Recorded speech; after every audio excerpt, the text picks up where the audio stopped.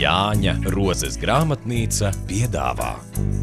Fotoakcijas Viena diena Latvijā pēc 20 gadiem ir apkopotas vairāk nekā 500 000 kvalitatīvas fotogrāfijas, kuras ir apkopotas apjomīgajā grāmatā. Fotoalbumā apkopotas unikālas fotogrāfijas no 2 fotoakcijām, kas Latvijā notikušas ar 20 gadu starplaiku. Šajā grāmatā iekļauta viena neliela daļa no abās fotoakcijās fiksētā materiāla. Par izvēles pamatkritēriju izraugoties fotogrāfiju kvalitāti un atbilstību dokumentālajai ievirzei. Cilvēka atmiņa ir viena no visneizdibināmākajām lietām. Ļaudis lietas, vietas un procesus, pat ļoti nozīmīgus notikumus, kuros esam bijuši kopā, mēs katrs atceramies savādāk.